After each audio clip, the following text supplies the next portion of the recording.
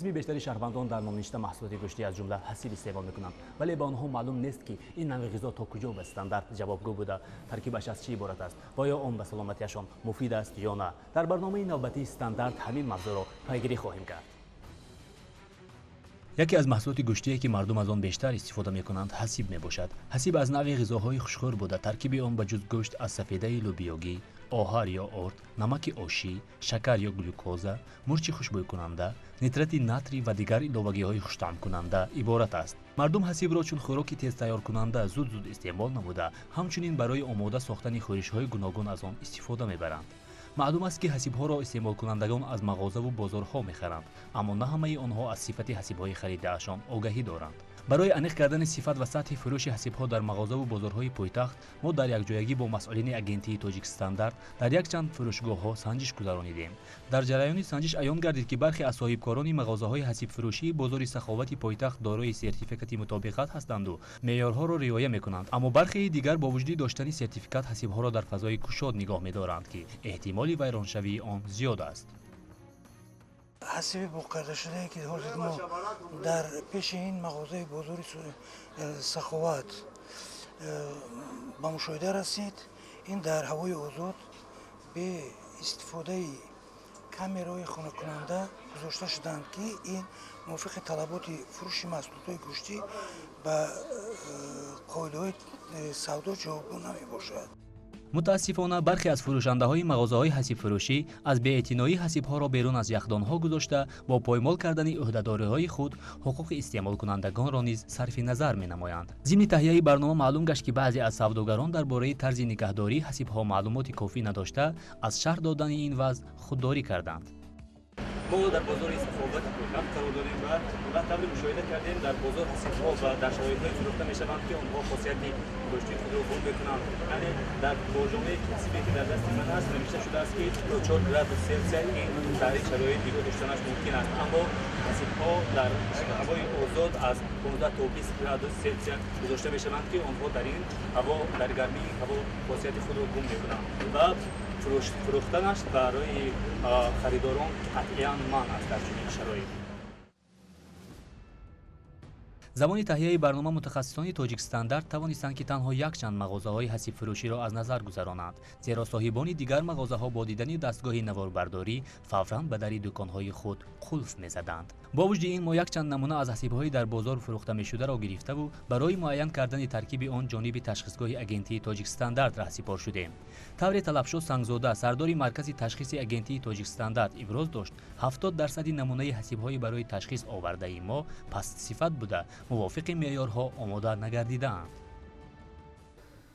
در مجموع گیریم زیاده از 70% این محصولات ها یعنی از روی صفت از بخطر بودند، اما صفتشان پست بودند، یعنی از روی نشاندادهای نمناکی و آهرناکی، یعنی که کرخملشان از نرم‌های مقرری زیاد بود. این هم طبق طلبات قانون جمهوری تاجیکستان درباره حمایت حقوقی استعمال کنندگان، این یعنی فریب استعمال کنندگان رو یعنی حقوق آنها رو پایمال میکند که این هم یعنی که قانونشکنی میباشد.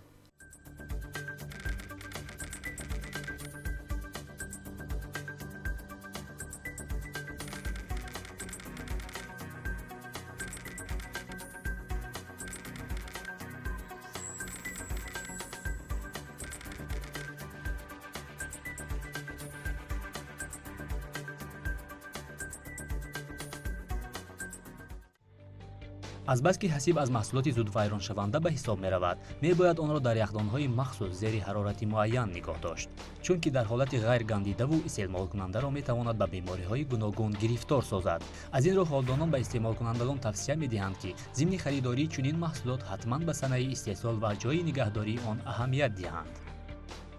استعمال کنندگان در وقتی که محصولات رو خریداری میکنند، علخصوص محصولات گوشتی حسیب رو بگذار آنها از صاحبکاران سرتیفیکات مطابقت محصولات رو طلب نمایند و حالا هستند محصولاتی که به سرتیفیکات مطابقت نیز به سودا برآورده شدند و بگذار سرتیفیکات مطابقت رو طلب نمایند. در وقتی پیشنهاد نکردن سرتیفیکات مطابقت از چنین محصولات ها خودداری کنند.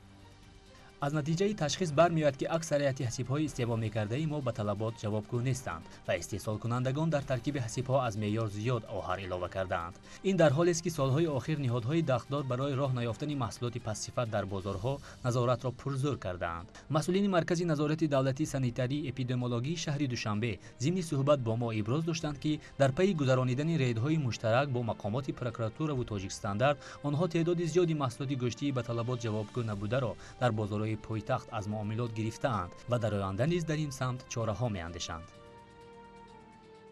باید قید کرد که در 3 ماه سال جاری در روند گذراندن سنجش‌ها 2600 کیلوگرم محصولات پس‌صفت که طبق مقررات قانون جمهوری تاجیکستان درباره بی‌خطری محصولات خوراک همچون محصولات خطرناک حسابیده میشوند معین اشکار گردیدند و طبق ترتیب مقرر گردیده از معاملات برداشته شدند. در مقداری درج گردیده همزمان محصولات که حسیبی محصولات گوشت حسیب نیست موجود بودند.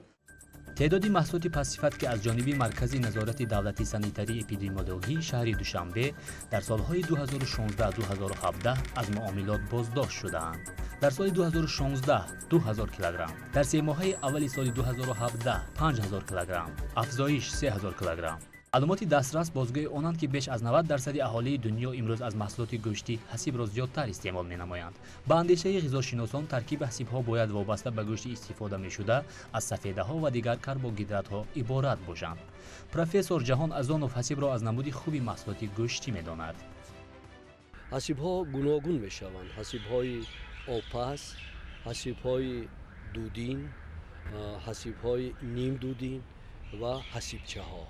که حسیبچه‌ها هم به این گروه‌ها داخل می‌شوند و استفاده و استعمال آنها یعنی نهایت آسان است.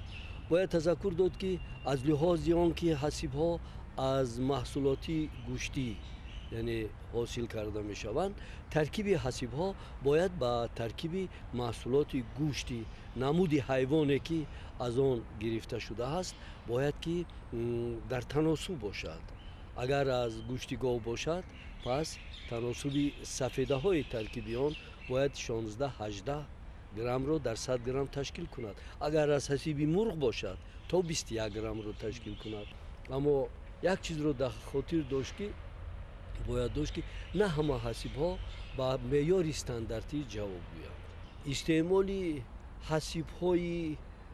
حسیب هایی که با استاندارد جوابگو باشند استعمال آنها به سلامتی انسان یگان ضرر ندارد و هنگام استعمال حسیب‌های دودین که در آنها مقدار چربی‌ها از 30% زیاد می شود و مقدار سفیده‌ها کمتر است و این حسیب‌های دودین را که باید که بسیار بیماری‌های معده، بیماری‌های جگر، بیماری‌های راه غذاگذر باید که بیماری‌های صورتبندی، رگ‌های دل، بیماری‌های قلب، دیابت قند از استفاده چنین حسیب‌ها باید دست کشند. برای شناس شدن با جریان آماده‌کنی حسیب و صفت کاری کارخانه‌های استحصالی آن ما به 2 کارخانه حسیب براری شهر دوشنبه رفتیم. نخست رفت استحصال حسیب‌های کارخانه سی نصریف معروف با نام اسید را مشاهده کرده و با شرایط استحصال این کارخانه آشنا گردیدیم. باید گفت که هر یک کارخانه حسیب براری موافق هیئت ترکیبی تشکیل داده‌اش حسیب‌ها را آماده می‌کند و در این کارخانه حسیب‌ها با طرز زیل آماده می‌گردند. اول مقداری معینی گوشت یخ کرده شده را از دستگاه گوشت قیمه‌کنی گذرانیده، سپس گوشت‌های قیمه شده را به دستگاه دیگری می‌ریزند و پس از این با نوبت در بالای گوشت سفیده لوبیاگی، نیترات ناتری، یخ، آهر، نمک آشی، شکر و دیگر علاوه‌های خوش‌طعم کننده را علاوه کرده سپس دستگاه را برای 1 ساعت معین می‌پوشند تا محصولات به هم آمیخته شوند. بعد از این محصولات در داخل دستگاه بوده شکل مایع را می‌گیرند که آن را به دیگر دستگاه می‌ریزند. سپس محصولات مایع را در داخل برجامه‌های پیشکی در آب تر کرده شده گرفته هر کدام را برمی‌کشند. بعداً آنها را дар дохили бухонаҳои махсус то замони тайёр шудан мегузоранд ва пас аз он як муддат дар сардхонаҳо нигоҳ медоранд. баъдан тамға мезананд ва ба мизоҷон дастрас менамоянд. дар натиҷаи аз назаргузаронӣ аён гашт ки тавлидкунандагон кӯшиш ба харҷ медиҳанд то сифати ҳасибҳои истеҳсол мекардаи онҳо хуб ва мувофиқи меъёрҳои стандарт бошад. Дилшод Давронов, роҳбари корхонаи Асил, ҳасибҳои истеҳсолкардашударо мутобиқ ба талабот мешуморад. با استحصالات حسیب مشغول هستیم. از همین سبب ما حرکت میکنیم که حسیب‌های خودمون رو با طرز زمانوی و موافق معیار طلبات‌های استانداردی برآورده ایستاده‌ایم. ҳарчанд ҷараёни кор ва маҳсулоти истеҳсол мекардаи корхонаи номбурда ба талабот ҷавоб гӯянд, аммо ҳангоми наворбардори баъзе камбудиҳо низ ба назар мерасиданд. масъулини ин корхона бо вуҷуди риоя кардан ба талаботи стандарт ва беҳтар намудани сифати маҳсулоти худ, меъёри забони давлатиро риоя накардаанд. аз тарафи истеҳсолкунанда талаботи регламенти техникии бехатарии маҳсулоти хӯрокворӣ, ҳамчунин регламенти техникии ҷумҳурии Тоҷикистон тамғагузории маҳсулоти хӯрокворӣ ва қонунҳои амалкунанда вайрон карда шудааст. аз ҷумла бояд гуфт ки дар ҳасибчаи пойтахт номи корхона суроғаи он мавҷуд аст, аммо номи маҳсулот ба забони тоҷикӣ нест. корхонаи дигари ҳасиббарорие ки мо аз ҷараёни кори он огоҳ шудем, ин Дастархон мебошад. корхонаи мазкур ҳаҷман калон буда дар он навъҳои гуногуни ҳасибҳо тайёр карда мешаванд. тарзи кори ин корхона низ мисли корхонаи Асил буда танҳо ҳаҷми истеҳсол ва таҷҳизот фарқ мекунанд. масъулини Дастархон низ кӯшиш карданд бо истифодаи таҷҳизоти замонавӣ сифати ҳасибҳояшонро хуб намуда, маҳсулотро мувофиқи меъёрҳо пешниҳоди харидорон созанд. дар ин корхона низ аввал гӯшти яхкардашударо қимма карда, пас аз коркард ба дастгоҳҳои лозима интиқол медиҳанд.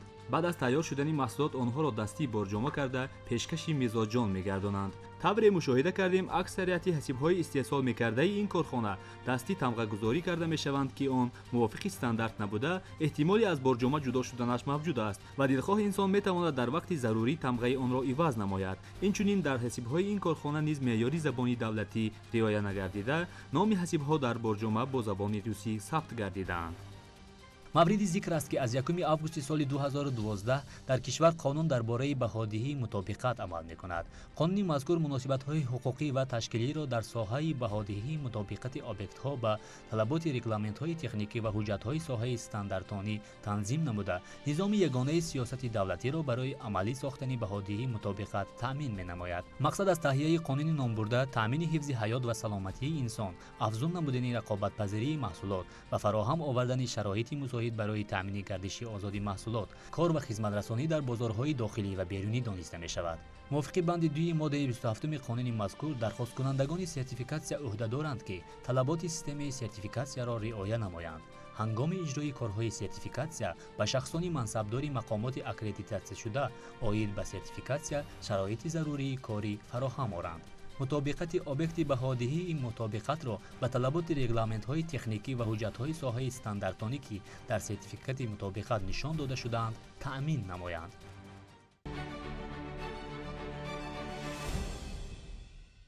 тавре маълум гардид дар бозорҳо ҳасибҳои пассифат ва ғайристандартӣ роҳ ёфта, инчунин дар корхонаҳои истеҳсоли он низ токунун камбудиҳо ҷой доранд. масъулини ниҳодҳои дахтдор мегӯянд ки бо вуҷуди пурзӯр кардани назорат дар самти истеҳсоли маҳсулоти пассифат то ҳол натавонистанд мушкилоти мавҷуд бударо ба пуррагӣ ҳал намоянд, зеро мувофиқи қонун онҳо ҳар сол 2 ё 3 маротиба ҳаққи гузаронидани санҷишро доранду халос ва дар дигар вақт риоя кардан ё накардани меъёр аз виҷдони соҳибкорон вобаста аст.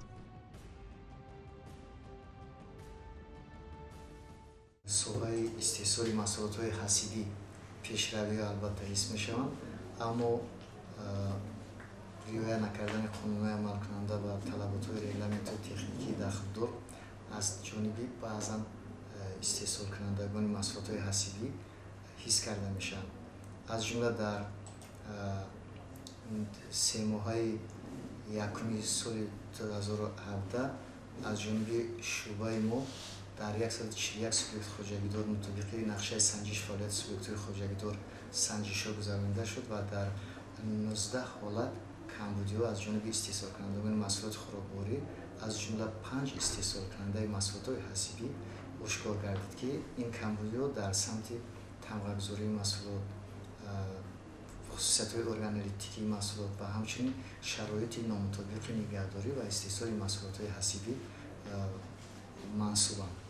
вобаста ба камбудиҳои ҷой дошта албатта нисбати вайронкунандагони хона вайронкунанда ва талаботҳои регламентҳои техникии дахлдор чораҳои маъмурӣ бо мутобиқи кодекси ҳуқуқи вайронкунии маъмурии ҷумҳурии Тоҷикистон андешида шудааст.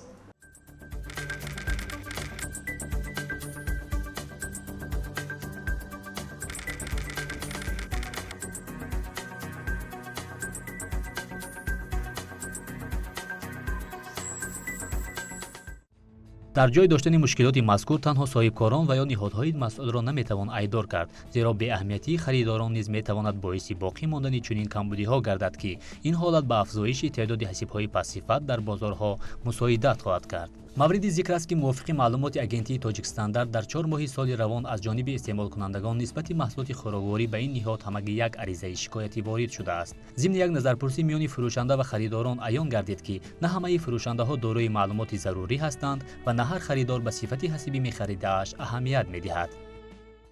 чаро аз маҳсулоти Тоҷикистон намекард? мехарем, истеҳсолотш нағз нест. шумо аз куҷо медонед ки истеҳсоли кабуси Тоҷикистон? хай як чанд бор харидам, ранги хамира маъқулам нашибарам. наврӯз ваеш ҳам хела, яъне як ду бор наврӯз харидам, баҳор харидам, маъқул нашид.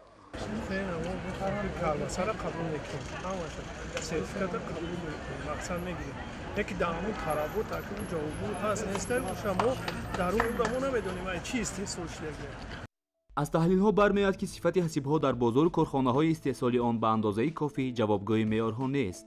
ба ин ҳолат ҳам соҳибкорон ва ҳам истеъмолкунандагон сабабгоранд. мутахассисон роҳи ҳалли мушкилиро дар пурзӯртар кардани назорат ва баланд бардоштани маърифати истеъмолкунандагону тоҷирон медонанд. аз ин хотир ҳар як шаҳрванди кишварро мебояд нисбат ба истеъмоли маҳсулоти гӯшти ки ба саломатиашон бетаъсир намемонад беэътиноӣ накарда нагузоранд ки ҳуқуқи истеъмолии онҳо поймол гардад.